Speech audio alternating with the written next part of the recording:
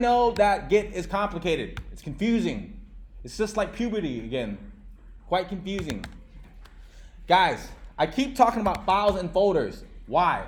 Because files and folders are important. Every single folder or every single program that you ever build is going to be a collection of files and folders. I promise you. I promise you. I was just looking at something on Facebook.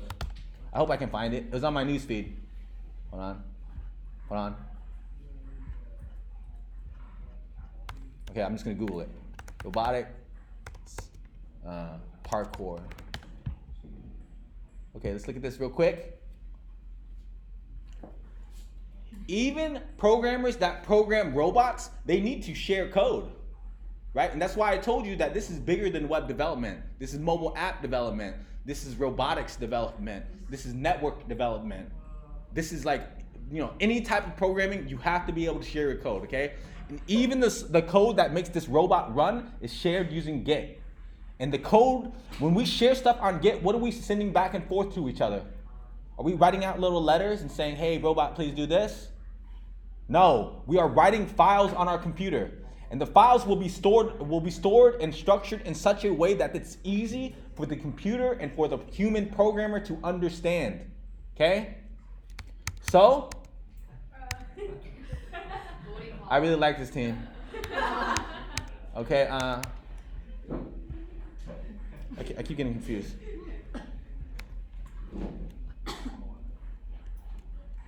So today we're going to be building one of Coder School's old pricing pages. We don't have that anymore. We moved on to something different. I'm going to show you an example because I forgot to do it earlier. What did I call it? I forgot. CD pricing page. Okay, I'm going to open up my code editor. I'm going to run the server. Oops. Come on, can I not type? Open up the server. Oh, what? Yeah, I'm looking at the wrong place right now. I need to close this. Code all. Okay, my bad, I was looking at the wrong one. Guys, here's the code for the project I'm about to show you, okay? It is a series of files and folders, and we need to share these files and folders. So just like I keep telling you that you need to know how to manipulate, you need to know how to move around your system, your file system, that's what the purpose is. Because at the end of the day, you need to know how to share these files and folders. Okay? So I'm going to run this. This is what we're building in just a few moments. It's basically a page that has a nav bar. We've got a little Coder School logo. We got some text. We got some kittens. Yeah, got some kittens. And we got a form at the bottom. I didn't make the colors perfect because I actually don't care if the colors are perfect. Okay, when I tell you guys I don't care, what that means is I don't care what colors you guys choose. I just care that you guys make them stick in the right places. And later on, I'm going to tell you guys I don't care about the colors and where it stays at. I just want to make it look beautiful or some stuff like that. What I'm trying to say is like certain things are important. Today, what's important is just using Bootstrap and building a very simple page right here. You guys built something super simple, super similar to this yesterday. Very, very similar, okay? You had a nav bar, you had a section, you had another section, and maybe a footer. Okay, we could have added a footer. So let's look at what we have. What is this? These are not love notes that we send to your girlfriends, okay? This is not a this is just not anything, okay? This is just a series of files and folders. That's all it is, okay? So, lost my thought here. So we're going to share this, okay? So if I type in ls, you guys will see that we have just a couple of files and folders, right? And right now you guys will see something called master right here. The reason why this is called master is because we're on a master branch inside of Git. This is a more advanced way of using Git, okay? But right now, you don't need to think about it right now, okay? I'm going to remove something, okay? When you run this git init command, it's going to create a little secret file, a little secret folder on your computer. It's going to be called .git. If I type in ls right now, you will not see it. Do you see anything called .git? No. But if I type in ls-al, remember what I told you yesterday? It shows you all the hidden system files.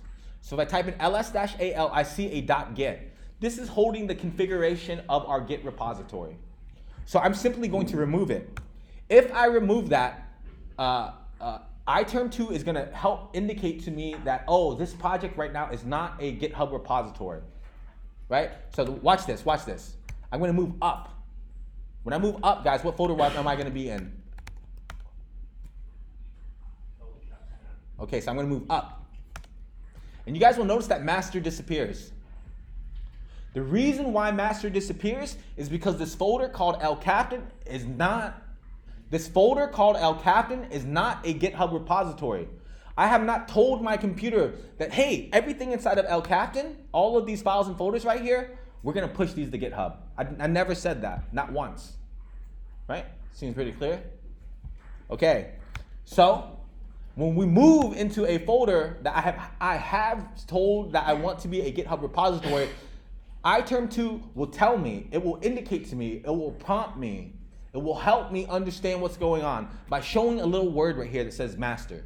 So watch, we're gonna move into pricing page, and you're gonna see that there's this little thing that says master, right there.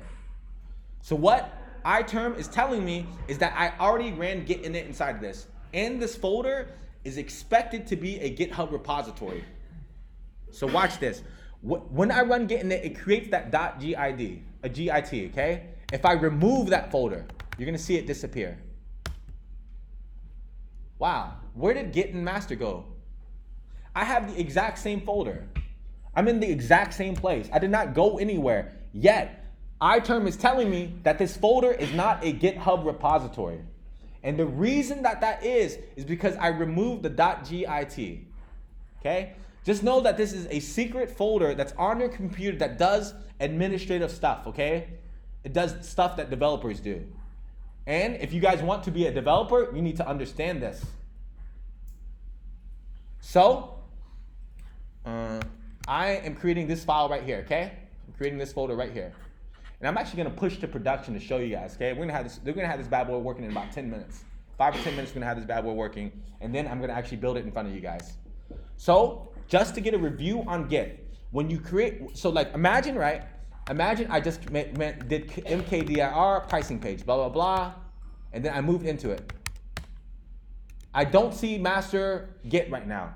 That is because I need to run a special command that we ran earlier. What? Git init, correct. So it's telling me, the command line is telling me I've initialized a new GitHub repository.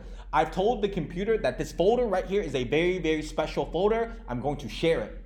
It's going to contain code. It's going to contain folders, files, images, GIFs, videos. I don't even know. The world is the limit. If you guys accidentally ran git init in the wrong folder and then you type in git status, you will see every single folder and file on your computer. A couple of you guys have done that. But right now, I did not mistakenly do that. I did that in the correct place. I did that right here in this folder. These are the exact files that I do want to share. Okay. So after I run git init, I've told the computer, hey, this folder right here, I'm going to share this folder with the world very soon. But that is not enough. Okay.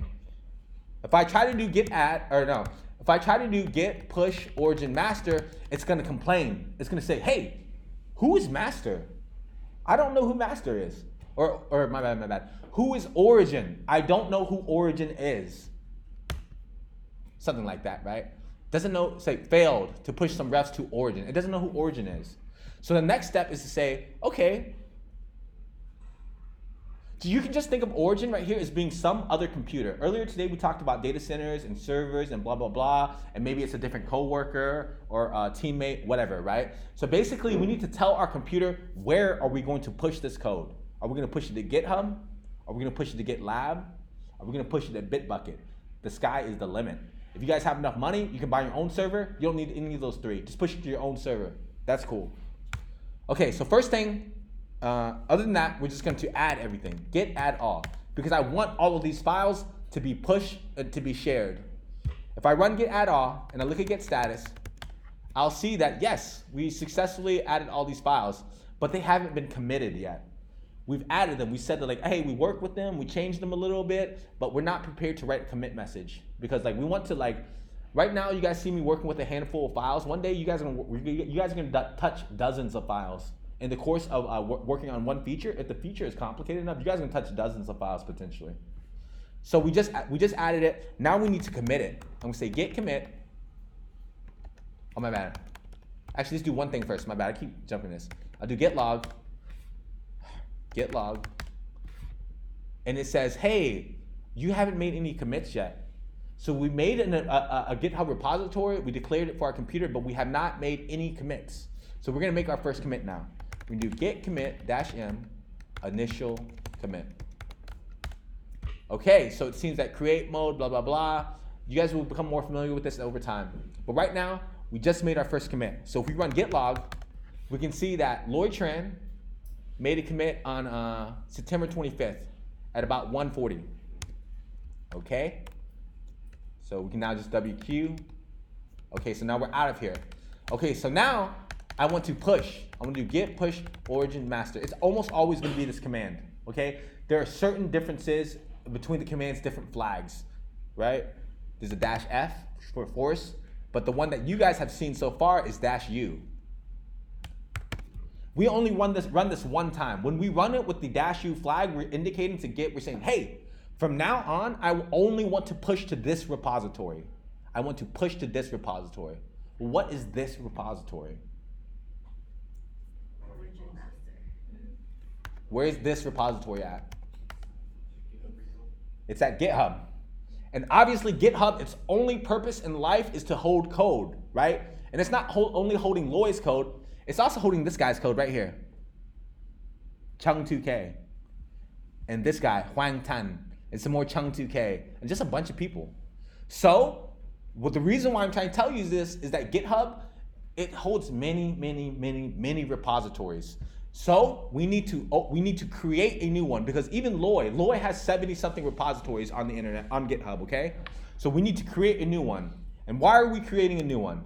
Because despite the fact that I created a new repository here called pricing page, I have not yet told GitHub that I expect it to hold onto some code for me. So this is the step here where I tell GitHub to hold onto some code for me, okay?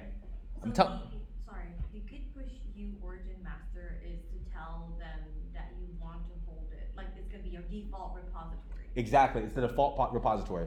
After you run git push -u origin master, we're telling GitHub, okay, when you push to this place right here, from now on, just push to that one. Because later on, once again, I said this gets much more complicated. Imagine you work at Facebook or you Google, you have 10,000 servers. I would bet I don't want to bet my life, but I would bet so much that Google and Facebook own over 10,000 servers. I'm so confident in that one right now. They have data centers. How many data centers does Google have? It has 8 data centers, okay? Let's look at a picture of a data center.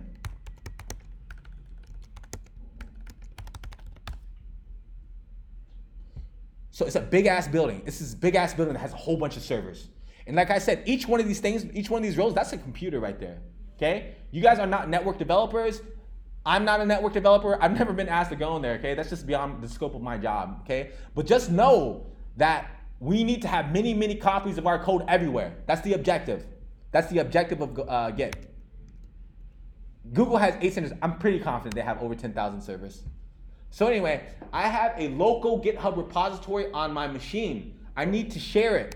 So I'm going to tell GitHub, I'm going to tell one of their servers, okay, hold on to this code. And I'm going to call it something, okay? I'm going to call it, for the sake of simplicity, full stack. Sierra? Okay, Sierra pricing page, okay? Because that is in fact what it is. We're about to build a pricing page, okay?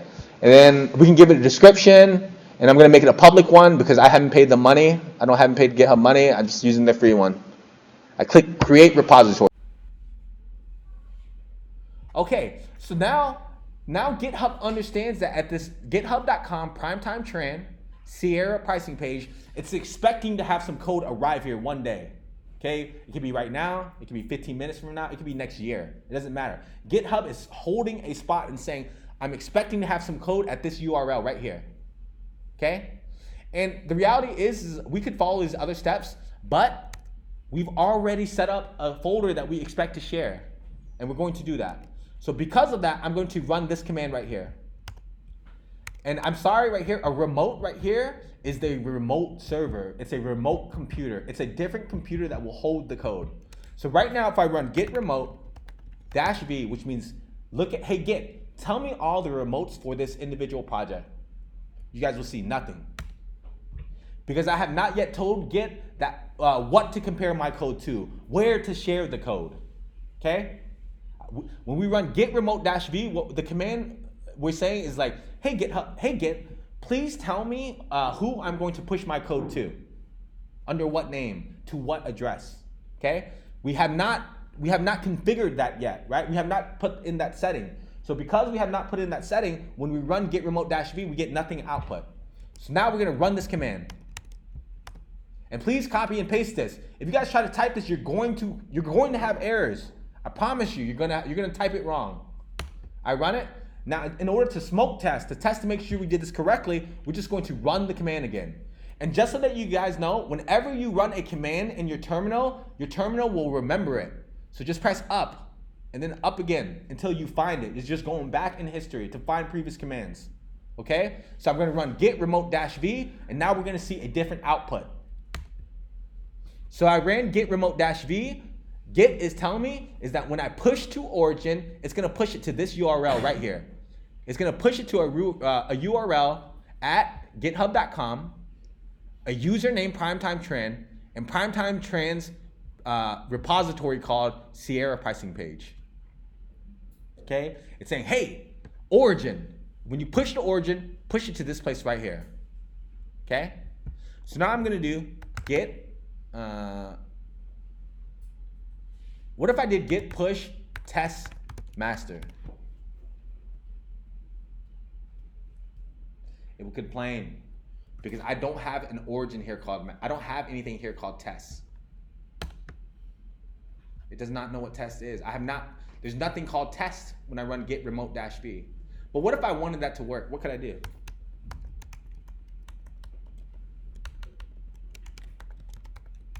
So I'm adding a new repository here.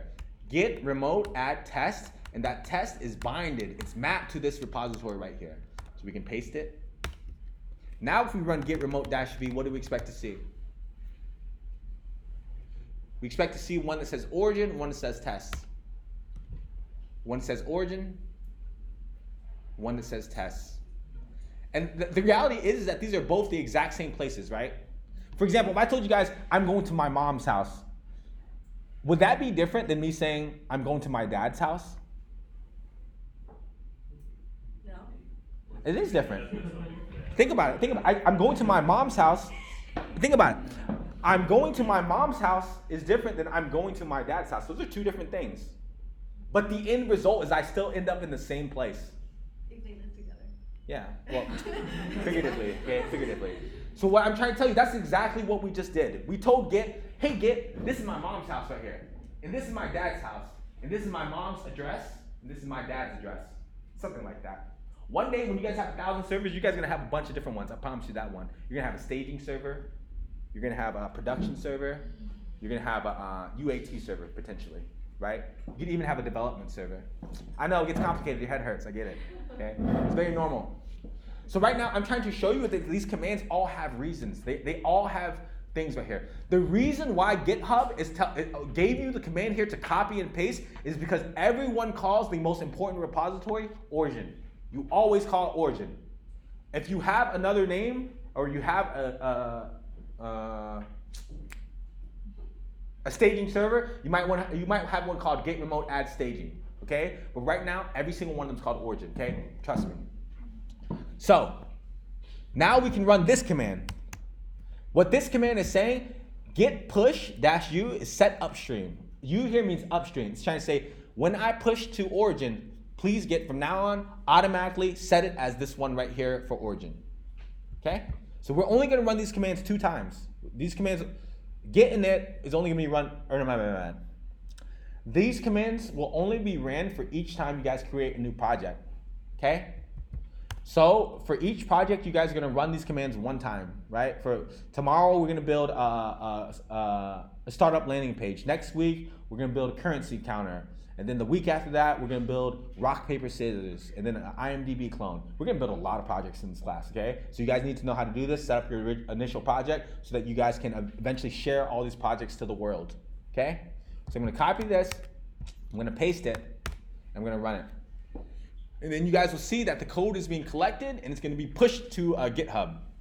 It's collecting, it's pushing, and it also set to track master to origin, okay? There's a lot more complicated stuff going on. I don't want to go into too much detail. If I try to get into too much detail, I start losing certain students, man. I've seen it happen before. And sometimes when I look around, I see you guys not paying attention. It makes me sad inside, in my heart. Okay, so what did we do just a moment ago, okay? We ran git init. We told this computer right here that this is a GitHub repository. We're going to share this code, okay? After that, we went to github.com. We clicked a button that said, hey, GitHub, please keep a space for me because I'm about to push some code to you in a second. Okay, we set it up on GitHub. Once again, it doesn't have to be GitHub. It can also be GitLab. It can also be Bitbucket. Thank you. Okay. So now when I refresh this page, okay, after we told GitHub that please set this up, it advised us. It told us you need to do a little bit more. So it gave us a series of commands. This one is the one where we tell our local machine where we're going to push this code. Okay, are we going to put it on that computer, that server, whatever, right? So this is where we're going to push it. We're going to push it to github.com, primetime tran, Sierra pricing page. The next command that we issued said, hey, set that the URL for origin as the one that we're always going to be pushing to, and then push. So when I pushed, we saw that everything seemed okay. We didn't see any red right here. So my expectation is that when we refresh this page, we're gonna see some code. And now that I think about it, I'm gonna go ahead and open up this code. So I expect to see inside of index.html this words right here, okay? Code to School Full Stack Web Immersive, okay? So let's go ahead and refresh our page.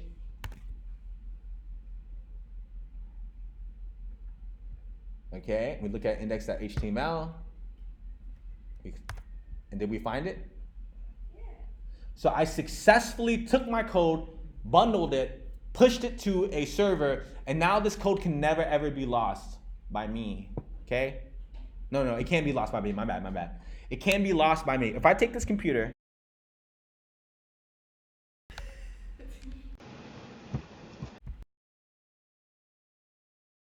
okay, so the objective here is so that if I were to lose my computer, I'd never ever lose my code, okay? My code is worth money, okay? It's worth a lot of money, kinda. I don't know, I think it's kinda worth a lot of money. I can't buy a Ferrari with my code, but I eat at Gogi pretty often. All right, so we're sharing our code, and then eventually we're gonna share it to a server, and I'm gonna show you how to do that in just a second, okay? So I just showed you guys that that this is the project I'm running, right? Okay? This is the project we're running right here. It's running locally. None of you guys can see this run, but I want to show you how to set it up so that anyone can see it. So we're gonna use this thing called Netlify. We're gonna log in, and this is a free service. It does not do everything perfectly well, but it does in fact host code, static code very well. I'm gonna click new site from Git. You guys need to sign up for accounts for these later, okay? Don't do it right now, just pay attention right now, okay? Here's the three main options I keep telling you guys about: GitHub, GitLab, Bitbucket, okay? It can look at code from any of these three sources. I'm gonna do GitHub. It's gonna ask me to authorize. I've already authorized GitHub, Netlify to use my GitHub, and now I'm gonna look for Sierra. And it's gonna find the repository that I just pushed. There it goes. I click it. It's gonna ask me some configuration questions. All the defaults work. I'm just gonna click the next button, deploy site. Now it's deploying the site. In just a few minutes, this thing will turn from yellow to green, and instead of saying deploy in progress, it's gonna say like has deployed or something. I don't remember exactly what it says. Oh, there it is. And it's gonna give me a link. And there we go. Now it's in production. Any one of you guys can see this. Sorry, you guys shouldn't be reading that. Don't read anything that says admin, okay? If I ever pop anything up that says admin, just close your eyes. Close them. So every single one of you guys can see this now. Please click this. I want you guys to see this. I literally just shared this code. I got it to a server on GitHub. GitHub shared that code to Netlify. Netlify is now hosting the code. Okay? And I promise you guys, each and every one of you guys, you go to this website, you open up Command Option I, you look at the code. This is the code I wrote and I just shared a few minutes ago. All this is magic right here. Okay? There's nothing magical here. Git is just to share code. You guys need to know how to do this. I'm sorry I keep repeating myself, but my boss, Charles, always tells me that he loves it when I do that and he wants me to do it some more. So I guess that's what I'm going to do. Okay, so who here has opened up this website? Good. Okay, good. So you guys see what we're building today. Now we're moving on.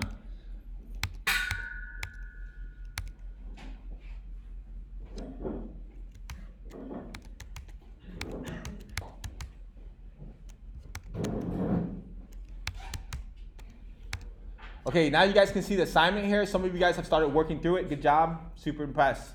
You guys plan on passing this class and getting a job. Okay, so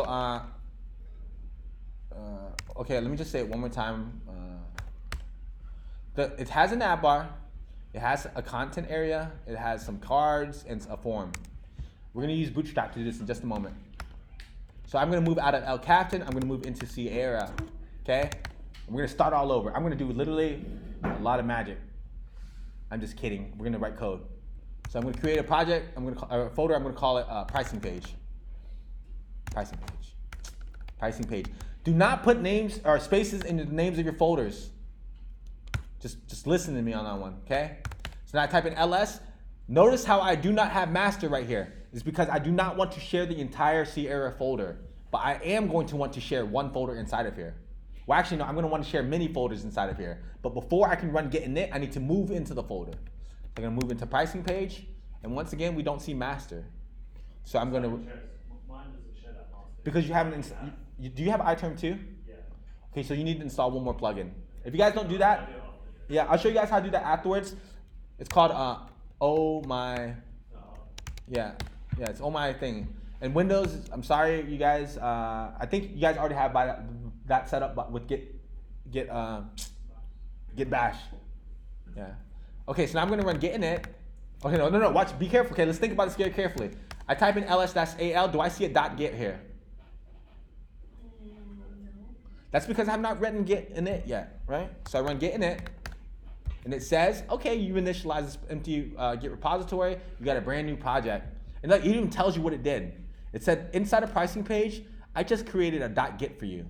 Okay, so now if we type in ls-al, we see a secret .git folder. See that? So I'm gonna open up my code editor. Okay, open up my code editor, and we look at our file explorer. Do we see any files? No. Why? That's interesting. I see one right there. So I'm going to go ahead and just create all these default files that I always say. And notice that we don't see the .git. It's just a hidden file, but it's always there when you run git init. Okay? It's there. Trust me. It's right there. So I type in ls-al. I see all these files and folders that I just created. And here's the .git.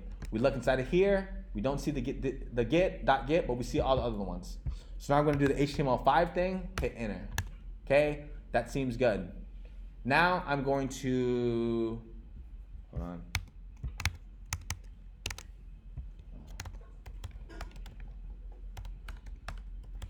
I'm gonna cheat a little itty bit because I don't want you to see, I kind of talked a little too much. I'm gonna steal some links from over here.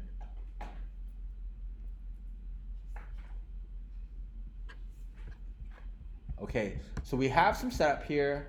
We're gonna say this to pricing page. Okay, pricing page. Now, today we're gonna be learning about Bootstrap. Holy fuck, I completely forgot to give you guys the slides. My bad, guys. Let's go through the slides just a little bit first. I'm sorry, guys. I'm sorry.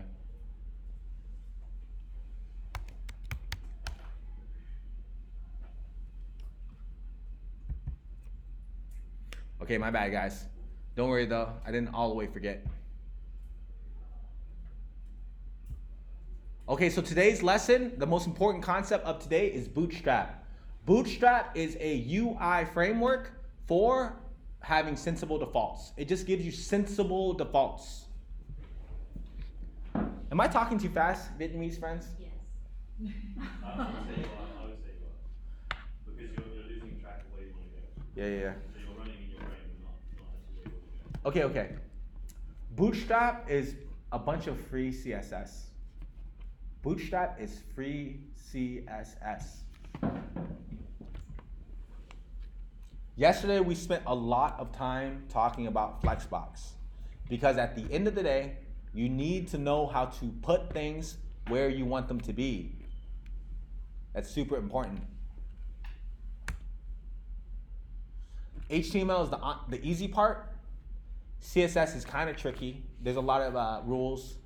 And just know that putting things where we need them to be is difficult, especially if someone tells you, make it work on 20 different screens. It's quite difficult.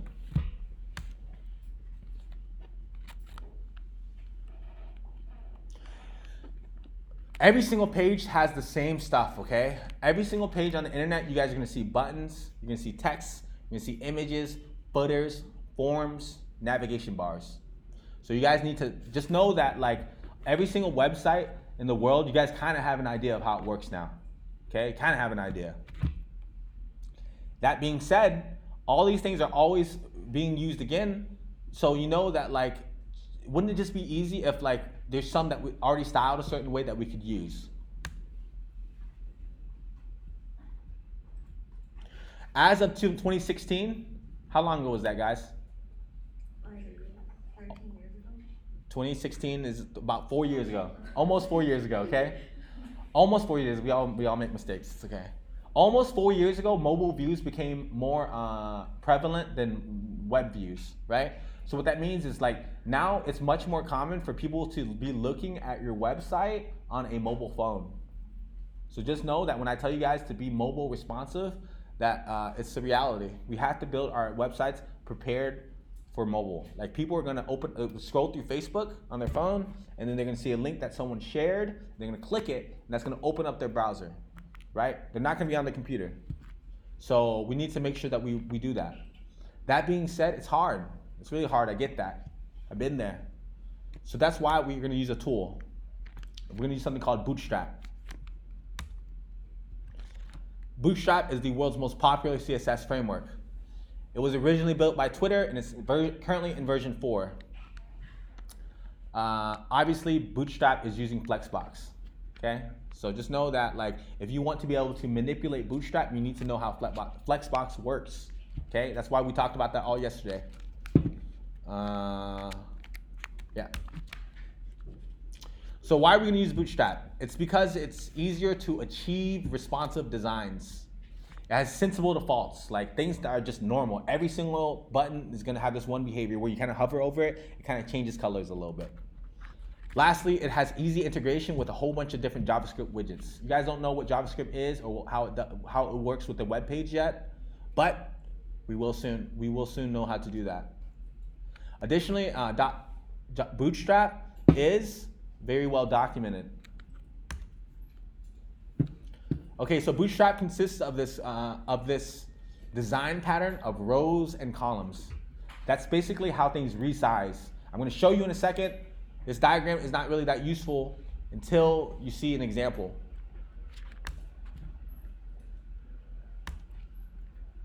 Why are we using a grid? The reason why we're using a grid, well, you guys are going to see that there's like numbers, MD6, MD8, MD4, is because it's easy to lay out things. It's easy to break down our UI into like different parts. So for example, this image takes up 2/3 of the screen. And this column right here of 2 images takes up 1/3 of the screen, right? So the number 12 is easily dividable. Divides easy, it says it right here. So for example, 12 could be 2 even columns of 6, right? 6 divides, if 6 goes in 12 2 times, so you have 2 columns of equal width. Or you can have 4 columns that are small. Or you can have, like I just said, 1 column that's 8 and then 1 column that's 4. For example, you can imagine this is 8 right here. This becomes 8, this becomes 4. So some of the key components. We're going to use card in just a second, okay? But just know there are dozens. There has to be at least dozens. And if you count the different ways that you can apply them, there must be hundreds, if not thousands, of different Bootstrap components. I want you guys to get familiar with that word right now, components, because this is going to be a very, very important concept in React world. Yes? You just raise your hand. So, like, with CSS, how does Bootstrap using CSS black box? I'll show you in a second. Okay, so yesterday I gave you guys a keyword jumbotron. This thing right here, where it has like this one like really big thing and has some text, some image, a little description thing, and a button because you want them to do something. It's called a jumbotron in Bootstrap world. There are other things like forms, and just so many more. Badges, carousels, just an infinite number. Every single one of you guys, you need to open up bootstrap.com in a moment, and when we start our class, and look at the documentation. Okay? I promise you, none of you are going to remember it. I can make you guys try to remember it, but none of you are going to remember it. For the rest of your careers, you need to look at documentation. That's a part of your job. So here are some more of the components that we're going to be looking at. You may not need to use them today, but some of them we will use.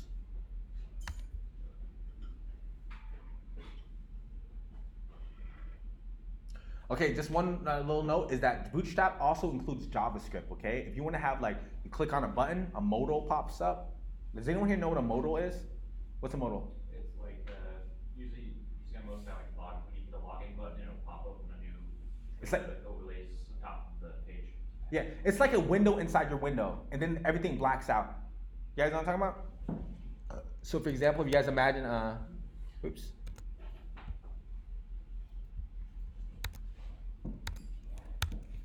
For example, we go to facebook.com, and then we click on, for example, this right here. This is a modal. It pops up over your screen. So it's a way of giving the user a lot of content, okay, without changing the navigation. These are called modals, okay?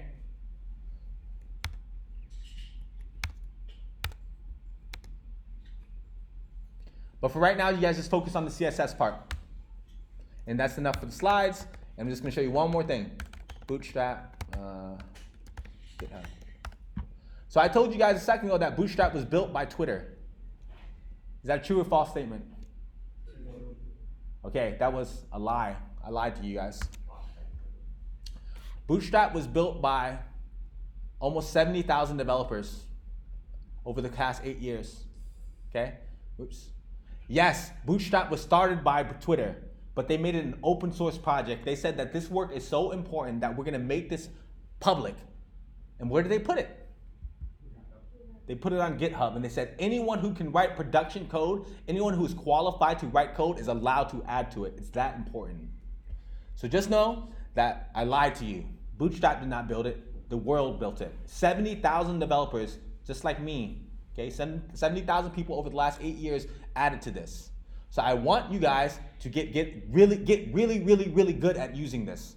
Why? Because none of you can write code better than these 70,000 people, I guarantee you. Shit, if you guys gave me 10,000 me's, I don't know if I could do that. That's the truth. If you guys look inside this, hold on. Hold on, let me find this. Distribution. So it's basically, hold on one second, I'll find this for you. Things build, I forgot where it is.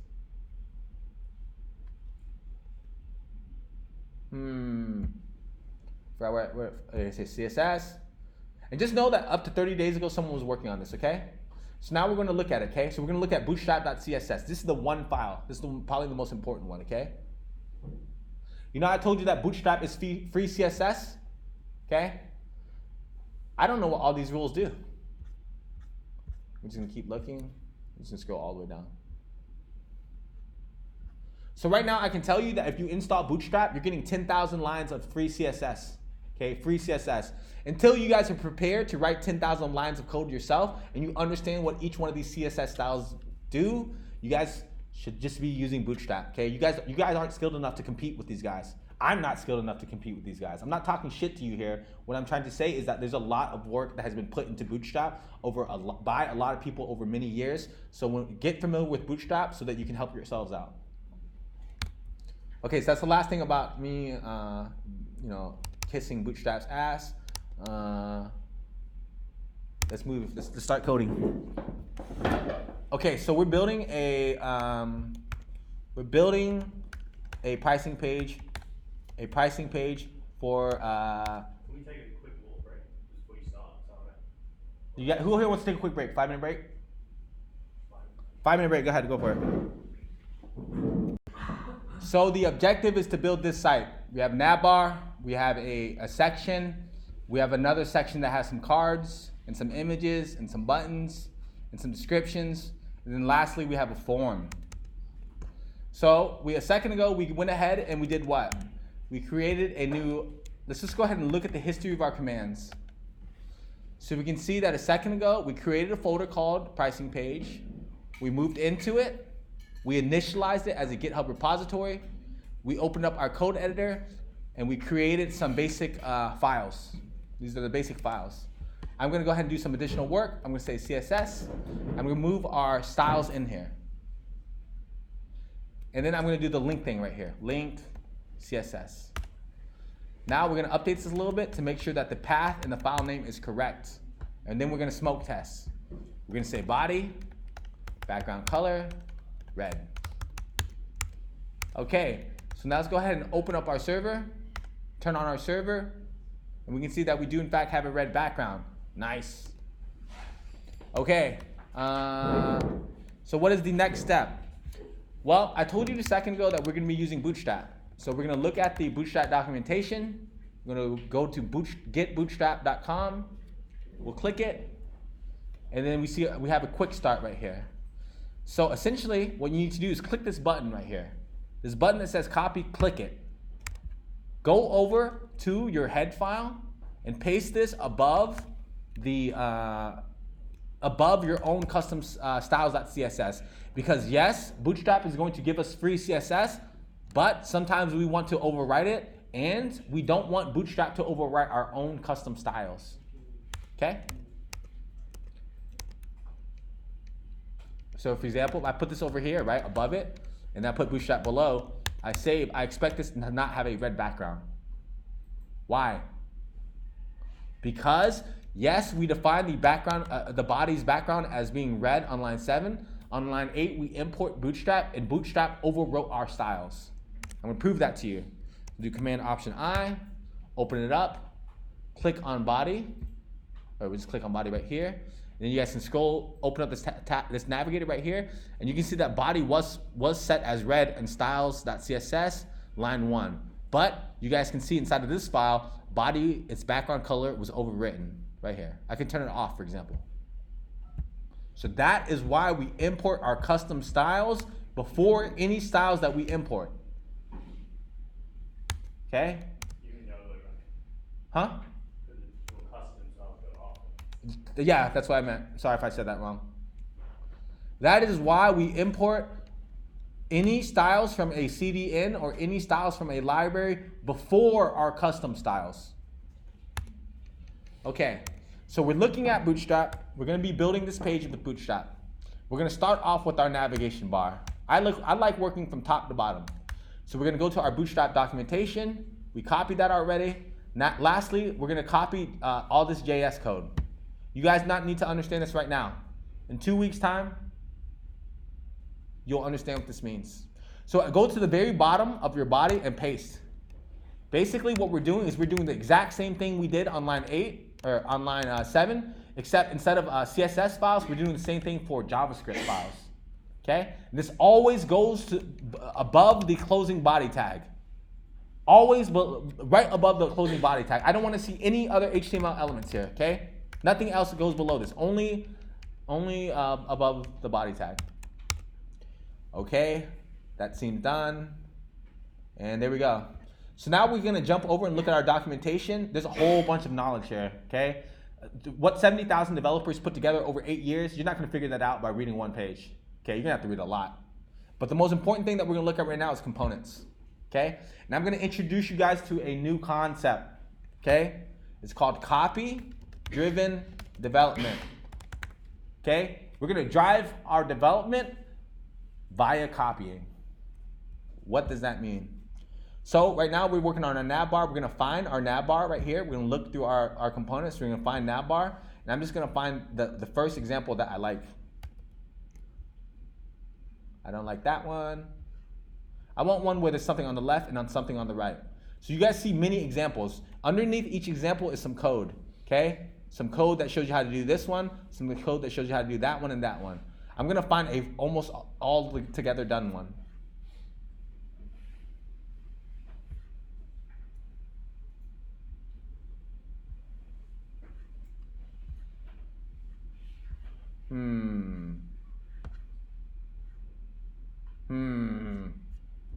Forgot which one I used last time.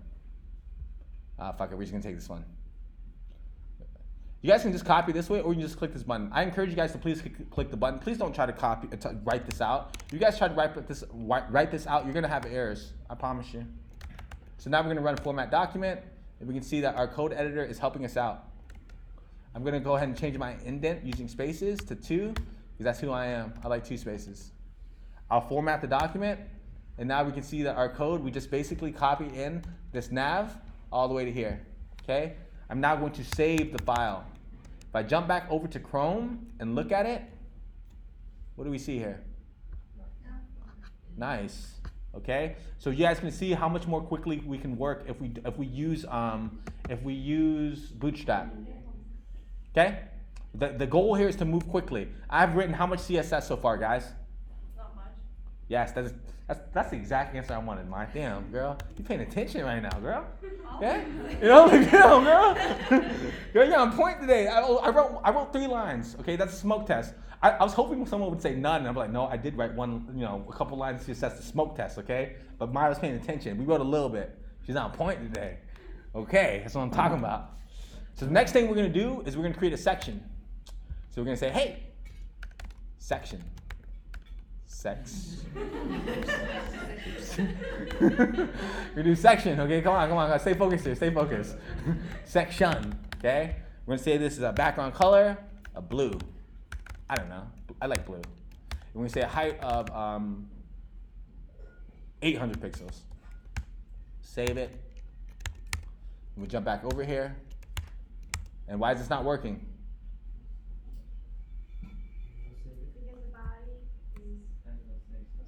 Because we didn't save the index file. Now we save it, and now we see it. Nice. So now we see our section right here, okay? So inside of the section, what do we want again? We want something like this, right? So I'm now just going to copy and paste this over, this file, because, hold on, I forgot where I put it.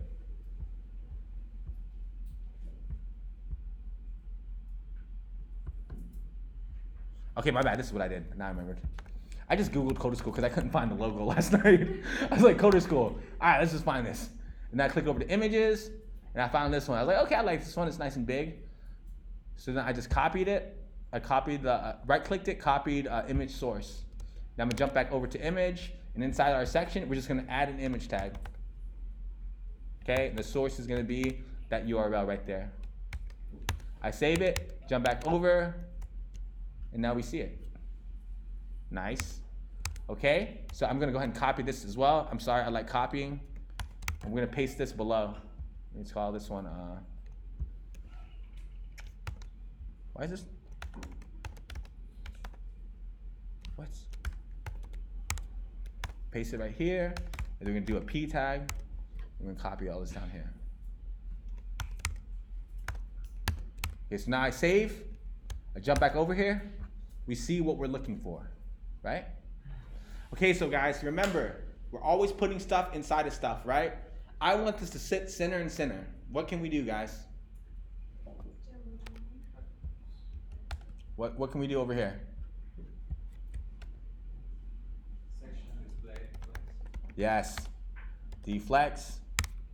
So what's the, if I save right now and jump back to our Chrome browser, what's gonna happen, guys?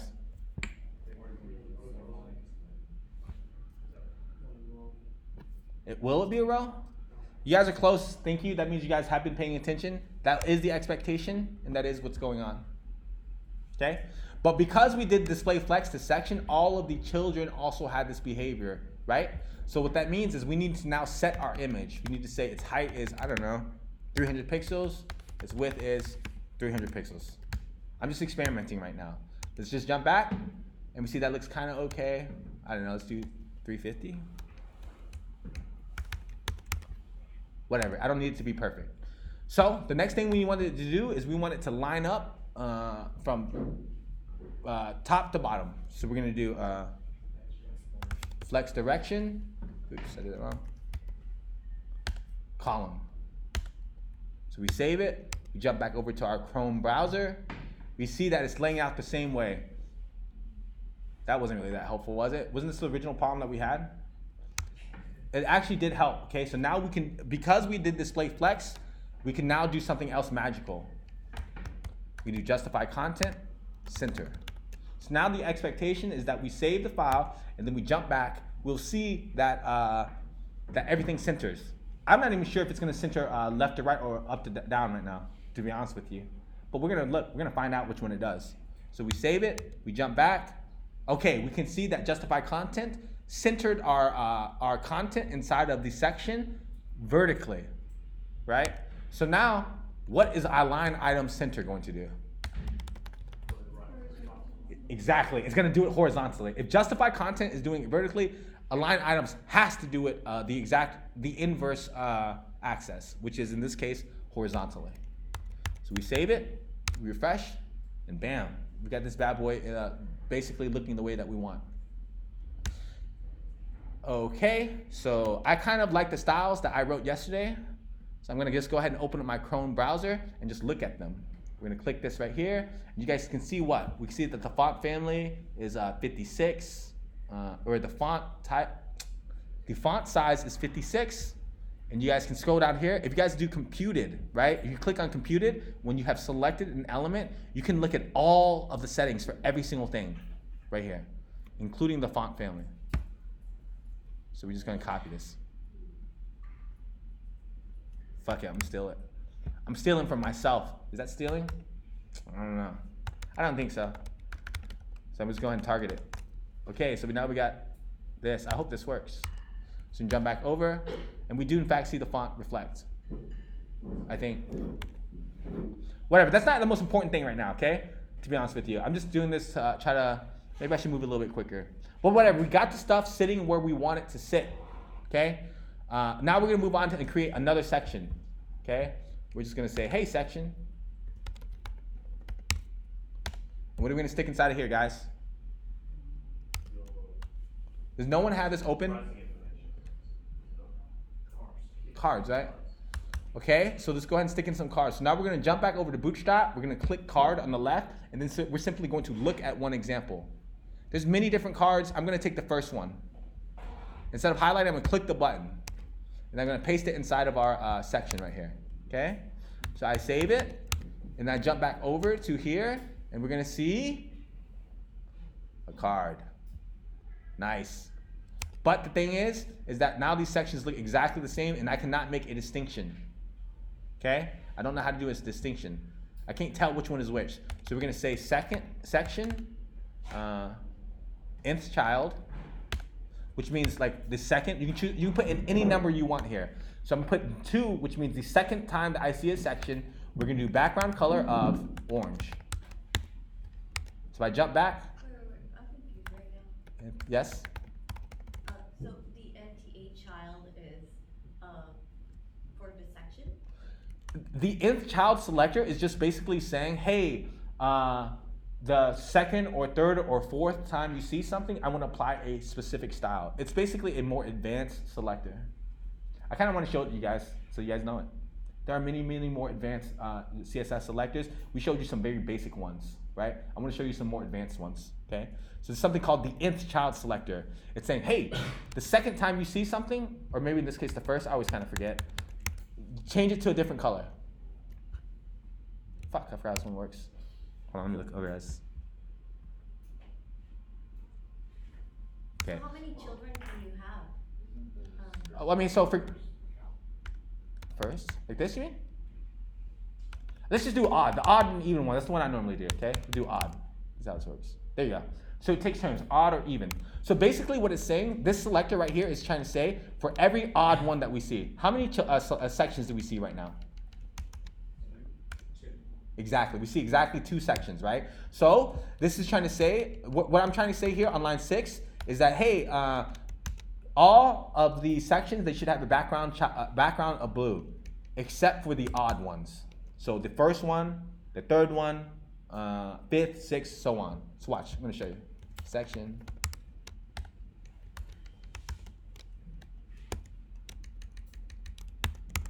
So we're going to refresh. We're going to see that it alternates. Okay? This is called the nth child selector. There are many, many other selectors. Okay? And that is tied to, so in the HTML, what does that one connect to? So it's saying, hey, section. Section. Section. The nth child. Okay? Nth right here can be any number. This is a mathematical concept, right? So we're saying, hey, give me all the odd ones. The odd ones, give it a background color of orange. Something like that. There are many, many other ones. I just want you guys to know this stuff exists, man. And like, there's a lot more going on in my brain than I tell you guys. Sometimes I just want to take it slow, okay? One day I will show you guys more advanced selectors if you guys want, okay? So right now we're going to start small. We only have 2. The reason why I did the int selector thing is I just want to alternate, okay? I want to alternate because we're going to have a couple sections. So right now we have a card in one section. We have a single card, right? But now we want to have 3 cards. So what can we do here, guys? Actually, my bad. I kind of forgot to give you guys a higher level overview of what's going on here. When you guys copy code, the expectation here is that you guys see how professionals write software, okay? And I'm not trying to call you guys not professionals. I'm just trying to say that like you guys aren't pro enough yet, okay? You guys are getting pro every single day. You're taking one step there every single day. Sometimes I'm gonna tease you guys, okay? I'm gonna call me a developer and you guys wannabes. But the truth is that you guys need to have a lot more training. And a part of your training is to read code that people that have more experience write, okay? So know that this code right here, that was written right here, one of these 70,000 people that have contributed to Twitter Bootstrap, there are 70,000 people that have contributed to this, right? Almost 70,000, right? These people also wrote every single thing right here. They built this UI. And they literally wrote the code there. So please read their code carefully because they are professionals. Those dudes are pro. Those girls are pro. We need to see how they do things.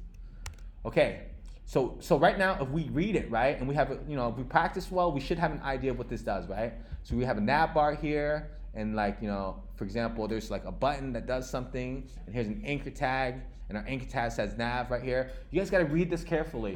Read it carefully. Don't just like skip over it, okay? You guys can manipulate this and make it say or do whatever you want. So for example, right now we have a nav bar up here, but on ours we have a coder school. So let's just go ahead and change it to coder school. Save it, jump back, and you guys will now see that we have coder school here. If you guys see coder school, the one that we don't have any links on the left. So what can we do over here in our code? What can we do here? Yeah, we just delete all this. Right? Delete it.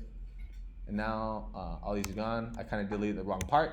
That's okay. We can always do more. So let's just delete it for right now, okay? I want you guys to know that this is possible. You guys can always delete, undelete, copy, and paste again, okay? So the idea here is that you copy the code and then you delete the parts that you don't need. It's much easier to do it that way. Okay, so the next part, let's keep going. We got the main section going. We now need to get the cards. Let's go ahead and fix this image. So yesterday I liked kittens. Today I like puppies. Oops, not puppies for sale. Let's look for Yorkies. Pugs. Or Yorkies. Stick with Yorkies. I'm sorry, I'm being mean right now. My sisters have Yorkies. I like Yorkies. I like this one. Oops. Why can't I right click this? Okay. Copy image address. Paste. Okay, that seems good. Now we're gonna find the card, and where can we paste it? Right here, exactly. We're gonna paste it. Now we're gonna jump back over to our code, and now we got a puppy. Dope. Okay, so now we can do what? We can do more, right? We can keep going. 1, 2, because we want 3 cards, right? We want 3 cards. So now we're gonna save. We're gonna jump back to our code editor, or our Chrome browser, and we can see what? Oops, this is not laying out the way we want. Why is this not laying out the way we want? Because we didn't write any CSS styles yet, and we didn't do what we were supposed to do. So I'm gonna tell you right now, the best way to do this is to do a div.container. And then we're going to hit enter, and then we're just going to slide everything up. Right there, just like that. Let's fix this real quick. I don't even know why I'm fixing this now that I think about it, because we can always run format. So stupid. We save it, let's jump back. And the container almost worked, but the problem is that we want it to go left to right, right? So now there's one more property that we need to know about. Fuck it, actually I'm gonna fix it one way. I'm gonna fix it one way, and then I'm gonna show you a problem, and then that's gonna help you understand why I'm gonna show you a more complicated way to fix something, okay? So I'm gonna do .container. Yes, display flex direction. Oh, I don't need to do that because it's always row, right? So I expect it now lays out correctly. And it does in fact lay out correctly. But we have introduced a new problem. We solved one problem, but we introduced a new one. So if you guys refresh this or resize it, you notice that like they start smashing against each other, all right? And that's not the behavior that we want. We want that when the screen gets too small, that the cards slide from being horizontal to be vertical, okay? So we're gonna solve that by deleting the style right here and actually doing something a little bit differently. We're gonna go back to our documentation for Bootstrap, and then we're gonna look at layout. Remember I keep talking about layout, right? Just getting shit to sit where we want it. So the idea is what I just said a second ago. You gotta stick everything inside of a container. And specifically, I fucked up. We actually need it to be a container fluid. So we're gonna go back to container up here, and we're gonna fix this to container fluid. Okay, does that entirely solve the problem? No, it doesn't. So we're gonna go back to our documentation. We're gonna keep going. We're gonna keep going. We're gonna keep going. Oh shit, I forgot where it was. Is it grid? Here it is, my bad. It's this one right here. So we're gonna say, we're gonna look at columns, okay? So this is where the concept of grid kind of makes more sense. It's gonna be like columns and grids. So the basic structure of it is that you have a container, the container has a row, and the row has many columns inside of it. And you can see the outline right here. So here's the row, it has 3 containers. So we're just gonna copy this, we're gonna paste it inside of our section, and then we're just going to extract out our cards into each one of these rows. And into each one of these columns. Okay, did that one. Oops, my bad. We're gonna do the same thing right here. Now we need to put that one inside of here. And we're now to think about these are all the same, so I'm gonna paste that one right here. And then we're gonna end it. And I don't now. Why did I keep doing this? I don't even know. So now we can just delete that. Okay. All right. So this is a lot of code, but how much of it did I type? Not much. I just copied and pasted everything. So now you guys can see that we arrived to the same place. But the added advantage is that if we make this small, it starts working. Pretty nice, right? So you guys will now see another problem. The problem is that as they stacked up, it was not responsive. Our section was in fact still the same height, right? So that looks kind of like shit. So let's go ahead and jump back to our height right here for the section. So instead of hard coding 800, we're simply going to say minimum height. When we say minimum height, that means it has to be at least 800 pixels, but it is allowed to be fluid, which means it can go up and down to a certain extent. So we jump back over here, we refresh. Now you guys look, and you guys will see our orange section is now a bit fluid. Nice. Okay, so next thing we're gonna do is we're gonna do a little bit more. We're gonna do padding, I don't know, 25 pixels. So So we save, we jump back over here, and then we have a little bit of space. There's a nice amount of space. Lastly, we're gonna target, not lastly, my bad. So let's go ahead and target these cards, or these, let's target these cards right here, and we're just going to say, hey, okay, anything that is inside of a class column small, any child that is of class card, we're gonna give it a margin bottom of 15 pixels. So we're gonna save it, and now we see that we have a little bit of space between each card. Okay, and this is how we build a professional mobile responsive website, by copying a lot of code and then pasting it and then fidgeting with it for a little bit. Now I'm gonna jump back over to our phone, and now we can see that this looks beautiful on a phone, right? Obviously the blue looks like shit and the orange looks like shit, but that's not the objective here. The objective here is to make the thing lay out how we need it to lay out, okay? Okay, so our last thing that we need to do for Coder School is what? Okay, a form. So we're gonna jump back to our components. We're gonna look at forms. We're gonna scroll down a bit. I'm gonna look for one that's a bit complicated.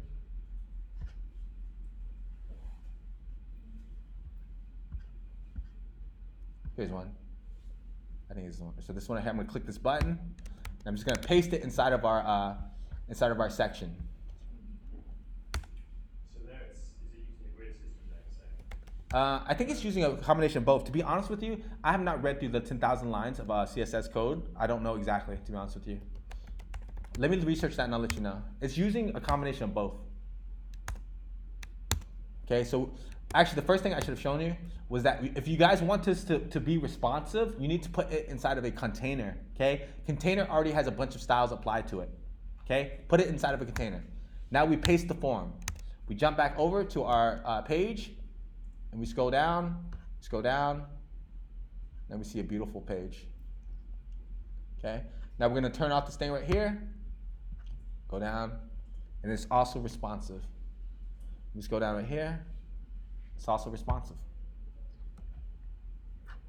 Okay, so let's quickly recap. I've been talking now for 26 minutes since our break.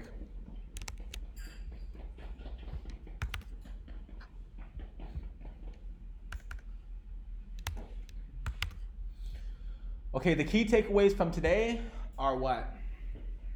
You never really have to code, just go on Bootstrap. No, kinda. You do need to know how to code a little bit, right?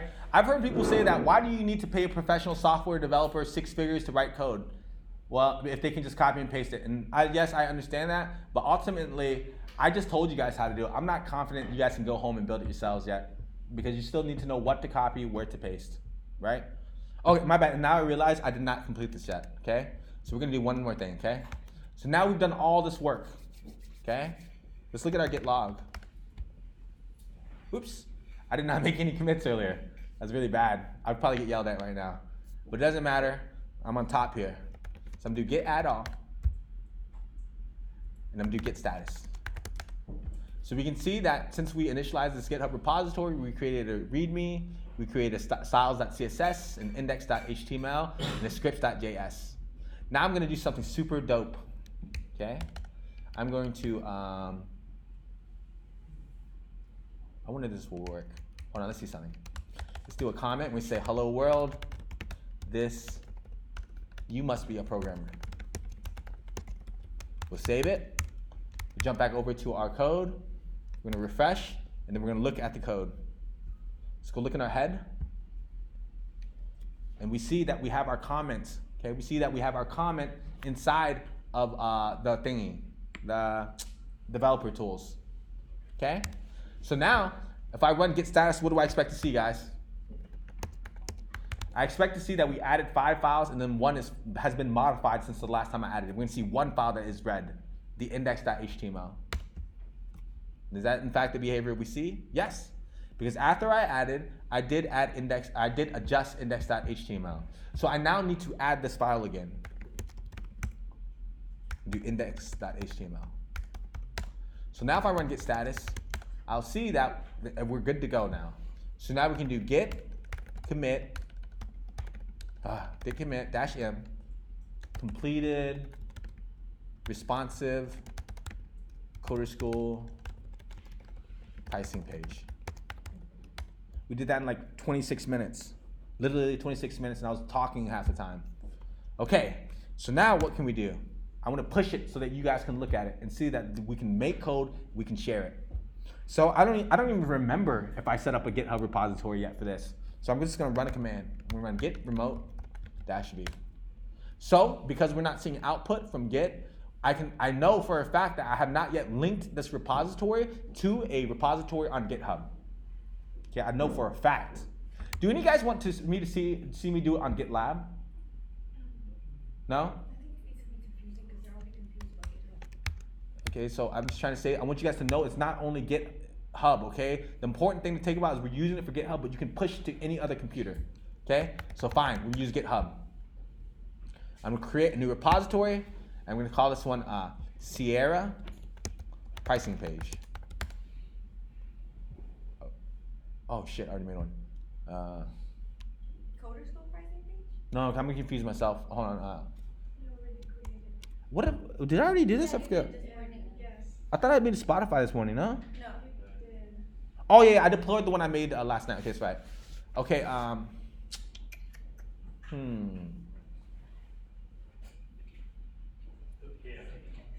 Fine, I'm just gonna delete it. PM. Okay. So we're gonna create a new repository called Sierra-pricing page, blah blah blah. What does this command do, guys? The one I got highlighted. Someone tell me what this does. To tell GitHub that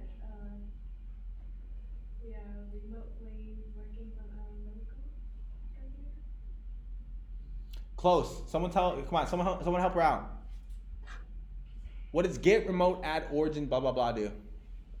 So GitHub gonna be in origin repo. Yes. It's saying that GitHub is going to be origin here. And we're going to add origin as a remote to this repository. Okay? So we're going to copy this command. We're going to paste it over here. And remember a second when I ran git remote, what did I see? Git remote -v. We see nothing. We have not linked this to a GitHub repository or a Git repository. We run this command. Everything works because we do not see a complaint. We do git remote -v. And now we can see that origin evaluates to be the same thing as github.com, primetime tran, Sierra pricing page -pm. Okay, so we need to run one more command. And then we're gonna paste it, then we're gonna hit enter. So now we're gonna say, hey GitHub, take my entire take my commit history and push it to GitHub at that URL that is origin. Okay? Because we're saying origin right here. And then we're saying push it to this one right here, because that's what origin is. So now the expectation is that when I refresh this page, I'm going to see all the code we just wrote. So refresh. And it does seem that 3 minutes ago, Primetime Tran did something. Do you guys remember what comment I added to the head tag? Yes. Let's look at index.html. Hello world, you must be a programmer. Okay? So know that over the last 25 minutes, what we did was we created a series of files and folders. Okay? Where are these files and folders, guys? Oh, Where are they? in the master branch. These are all on GitHub. And yes, they're on the master branch. Let's not talk about branches right now, okay? I get it, like someone knows about the server, but we need to focus on GitHub as a whole, okay? Right now, these are files and folders. Where are these files and folders? On GitHub. I don't even know exactly. That's the truth. It's on some server somewhere, okay? Are there another copy of these files and folders somewhere?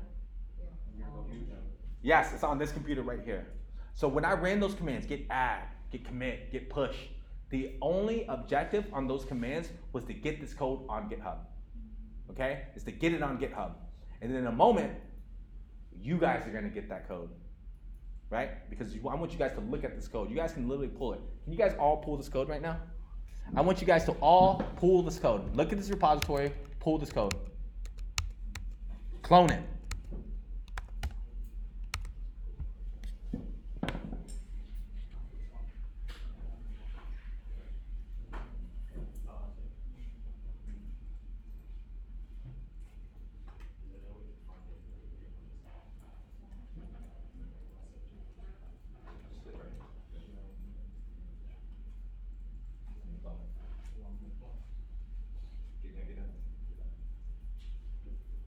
guys need to run git clone and then that URL that you get after you click the clone button. Click it. Yeah, click that. Yeah. Is that only this one? Yeah. Should I put a new folder? Put it inside a different folder. Move it outside of your folder. Guys, do not clone this from one of your folders that you already have a GitHub repository. Move it to your folder called Sierra or Coder School or whatever you want to call it. Do not clone this inside of another GitHub repository. So right now, if I want to clone this repository, can I clone it here? No, I need to move out of this GitHub repository. I'm gonna go up one. Now I can clone it. Because if you put a GitHub repository inside of another one, you're gonna fuck up your file system. It's gonna get confused. Okay, you're gonna fuck it up. Move to somewhere where you do not see master, or just move it to whatever folder you're keeping all of your homework assignments. Floyd, do you know why I know you added me, but I can't see the channel anywhere.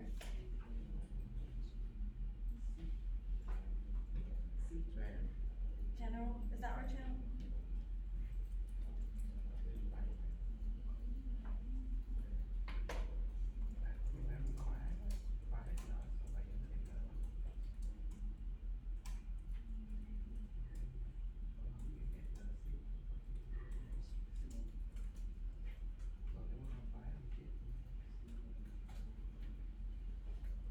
That's it right here?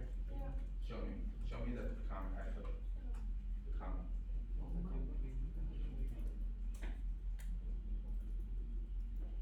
Just open up index.html inside of your code browser or VS Code. Nice.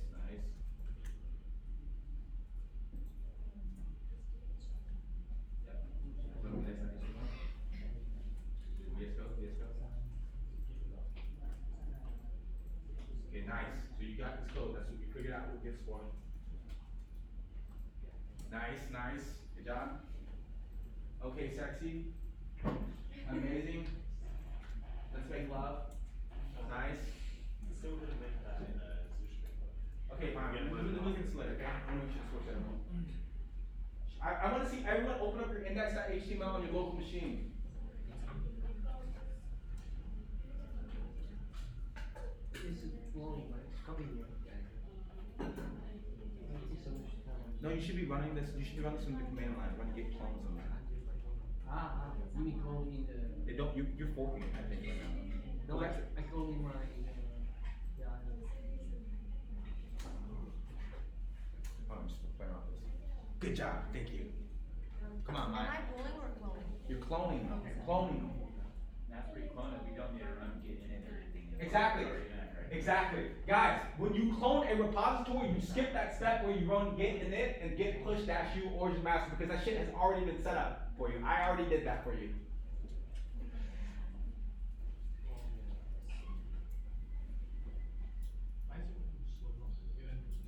Because I just copied the URL and go on whatever. It's just I just copied it and that's just like the way that they keep Where it. did you Nice. find the Okay, you got the clone code. button?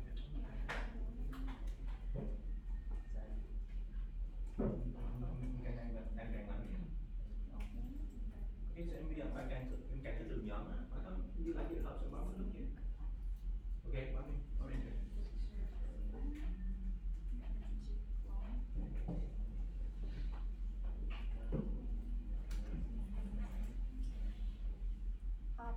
You need to be in a folder, right?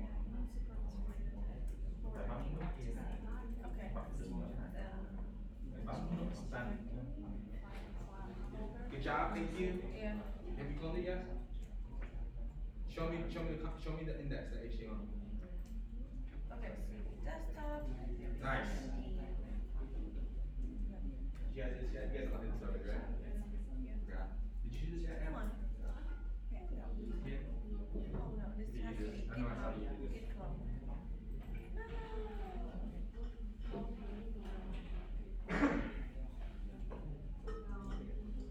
somehow I make my user become a key file. Somehow I just get You went in the wrong place, that's all. Yeah, no, we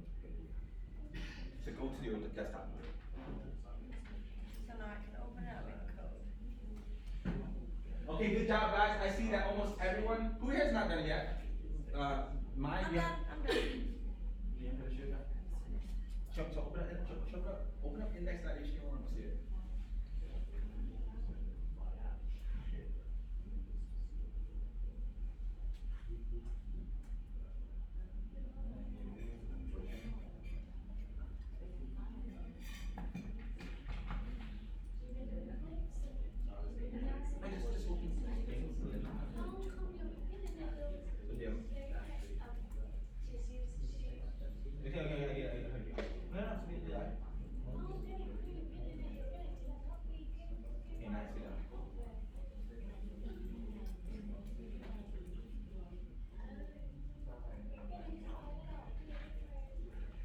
Em comment đặt tên lesson bài số 1, bài số 2, bài số 3, số 4 nữa. Không đọc cái gì nữa. Ok, sinh viên em đã chỉ cái link kéo nó để chưa? Thế ra anh đâu có thấy em kịp phân em rõ LS được không? LS.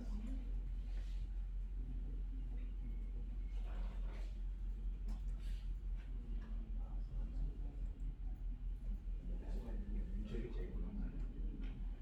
Mình sao mở mình cái này.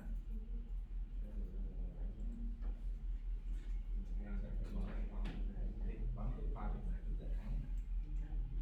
Sẽ copy cái link này.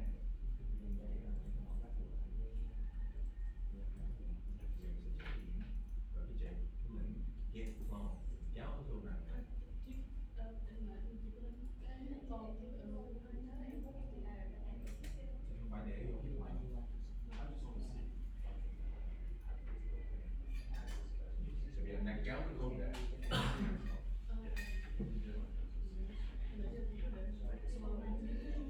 Send out to cái folder đó, vào đi. CD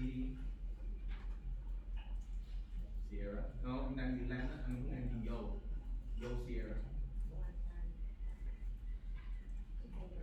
Bài CD, bài CD space Sierra.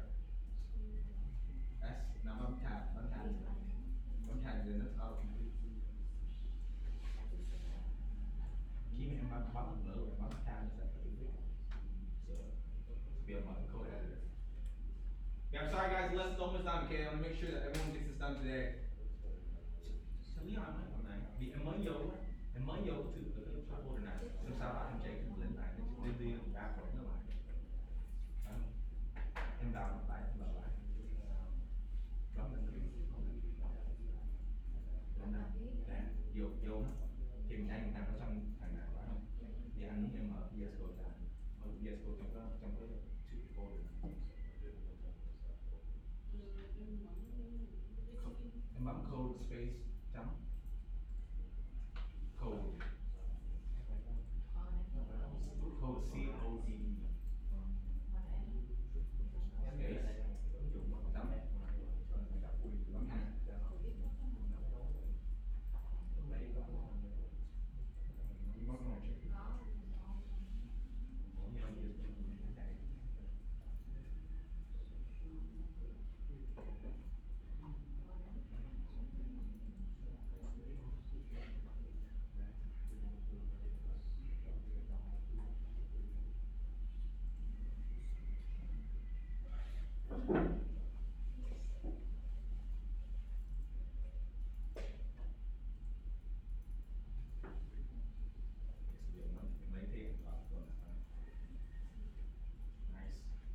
Okay guys, let's think about this at a high level overview what we just did, okay?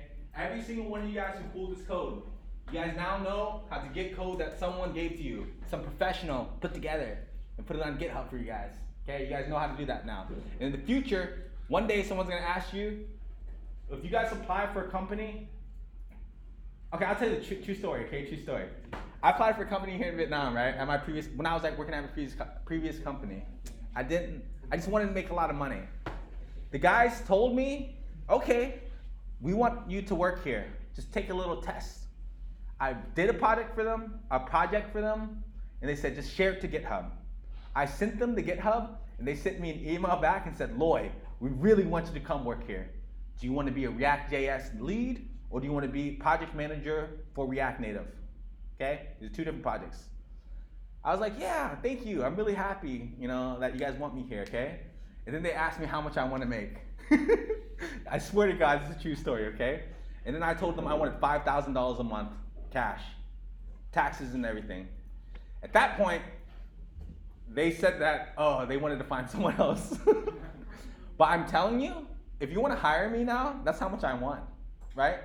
And I'm not trying to brag, but what I'm trying to tell you is that, like, if you want to be in a position where you tell a company you need to pay me X number of dollars for my time, you need to know how to use Git. I swear to God this happened. This is a true fucking story, okay? I said, I want $5,000 a month net. And then, I swear, I can show you the email. They're just like, Jesus, what's your position you want? And I just told them an outrageous demand, because honestly, I didn't really want the job that much. I kind of wanted it, but I didn't want it that much. But what I can tell you is that their instructions were clear. Build the app, share it on GitHub, send me the link. I did 3 things for them. Obviously, I did a lot of other things to build the app, right? But essentially, one of the most important things I had to do was share the code. It's that important, okay? So that being said, I showed you guys how to do that. Our homework assignment is what? We're gonna build this page right here, okay? Please don't look at my code. Or no. Look at the code, look at it, that's okay, look at it. But don't copy and paste it, man. For real. It took me like 25 minutes, man. And I just spent most of my time copying. I spent most of my time copying and deleting some. Okay? Look at my code as reference. But figure out how to do this shit on your own, okay? All you gotta do is click some buttons. Click some buttons and put that shit together. Because I promise you, this is almost all pages are gonna be more complicated than this. And you guys need to figure out how to do this on your own.